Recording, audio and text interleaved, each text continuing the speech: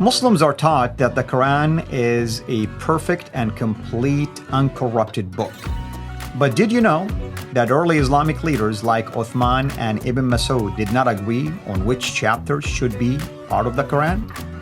If you're a Muslim, you probably never heard this story before.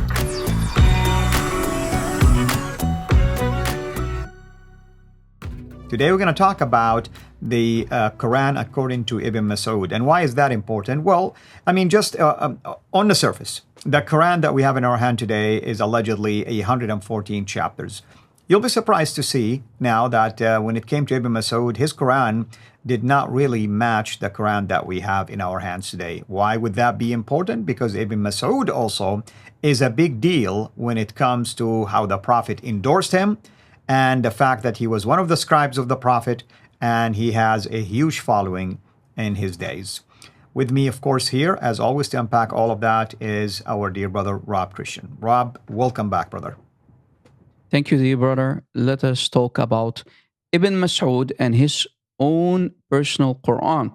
Ibn Masood actually did not think highly of today's Quran if the Muslims claim that that's the Quran of Zayd ibn Thabit, as a claim, but they cannot prove it, because I challenge any sheikh with a big beard or a smaller beard to prove to us that today's Quran is the Quran of Uthman, as they are claiming. Show us one manuscript that agrees with today's Quran that goes back to Uthman from the 7th century and that is complete. But it's very important to talk about Ibn Masood because Muhammad said, go to 4 regarding the recitation of the Quran. And he mentioned Ibn Masood as the first trustworthy person to go to. So the question is, the million-dollar question, why would Muslims not go to Ibn Masood? Because Ibn Masood had 111 chapters, yet today's Quran has 114 chapters. So let's see what Ibn Masood used to say about today's Quran. And here, let me show you a couple of slides. On top, you see 2 references, Al-Itqan fi Ulum al-Quran, volume 2, page 25, and Ad-Durr al-Manthur by As-Suyuti, volume 1, page 106. If we scroll down, we see the following information. According to the son of the second Caliph Umar, Ibn al-Khattab, right, the son of the Caliph Umar of the second Caliph, Umar ibn al-Khattab, the present text of the Quran is incomplete since much of it has disappeared. Abdullah bin Umar reportedly said, let none of you say, I've got the whole of the Quran. How does he know what all of it is? Much of the Quran has gone. Imagine. So the Quran, as the Muslims have it today, is certainly not the complete Quran from the time of Muhammad. Let him then say, let any Muslim then say instead, I've got what has survived. This is really damaging. And this is all over the Islamic books. If we continue, like we mentioned, however, Ibn Masood does not think highly of today's Quran, the one collected by Zayd ibn Thabit.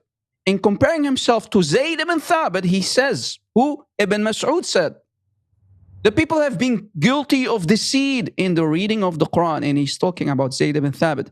So basically he calls the Quran of Zayd and Uthman bunch of basically a Quran that is full of deception. Ibn Masood continues saying, I like it better to read according to the recitation of him, meaning the Prophet of Islam, whom I love more than that of Zayd ibn Thabit.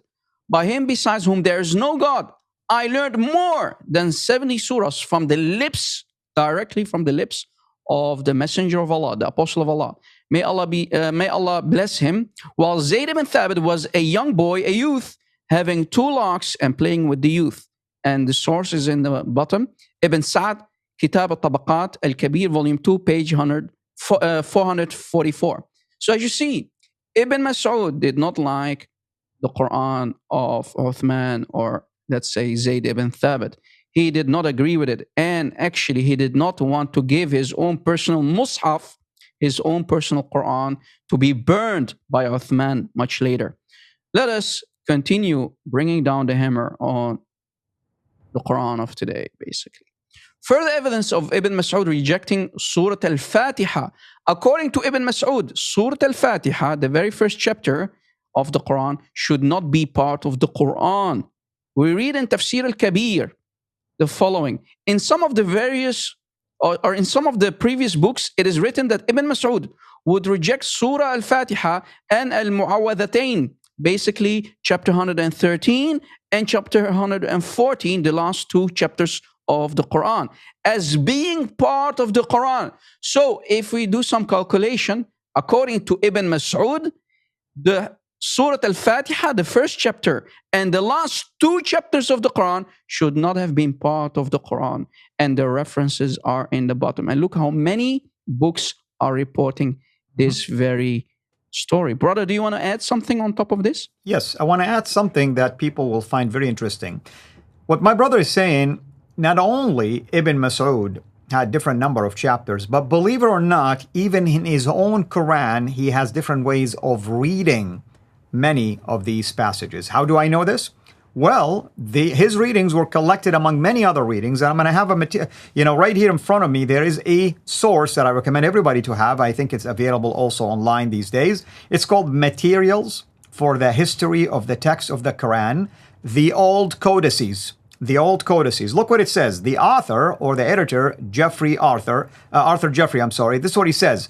He says, the Kitab al-Masahif of Ibn Abi Dawud, which is a very famous one, by the way, he adapted, basically, in this book that I'm reading the title from, he adapted from Kitab al-Masahif of Ibn Abi Dawud together with a collection of the variant readings from who?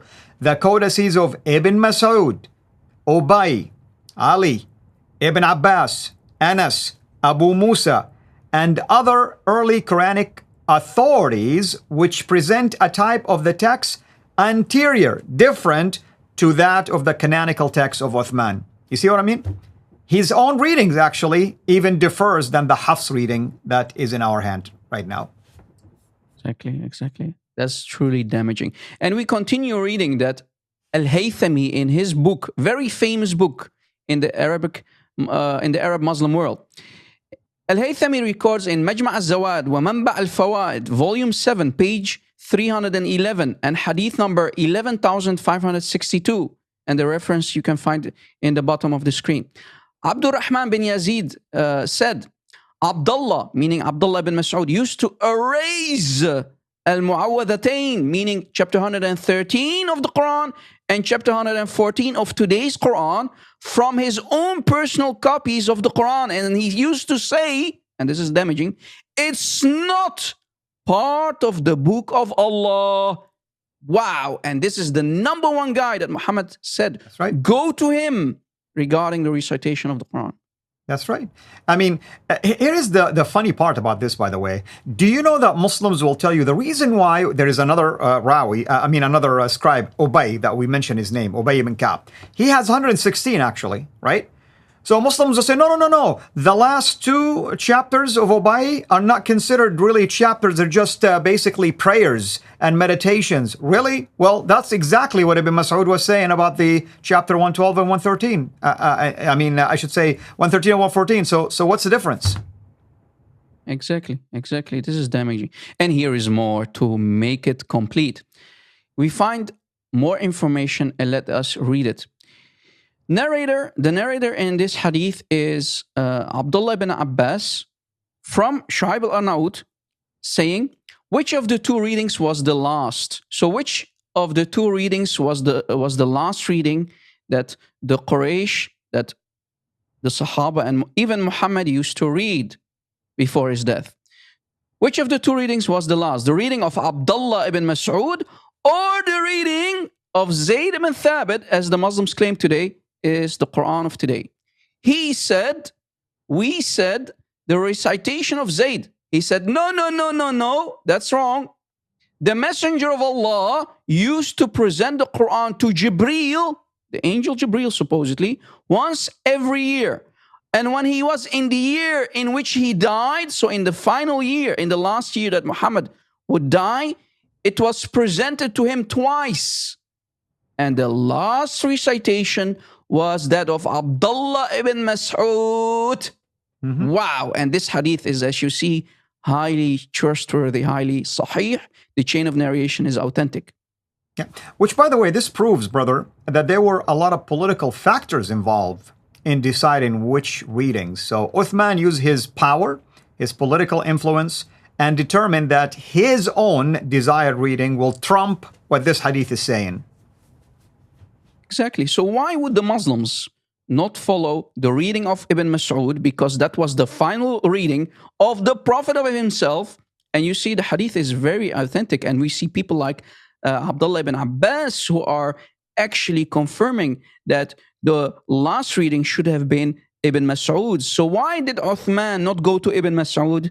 What did Uthman not listen to Ibn Mas'ud? Yet he chose a very young guy, in this case, Zayd ibn Thabit. He chose, of course, family over the more trustworthy Sahaba. So it was basically a political choice, right? And Uthman really made really poor choices. So today's Quran should have been 111 chapters, not 114 chapters. That's Thank right. you. I mean, again, you have someone who was writing down from the Prophet, allegedly, okay? I mean, let's take that story at face value. He was writing down the revelation from the Prophet. He has a different number of chapters.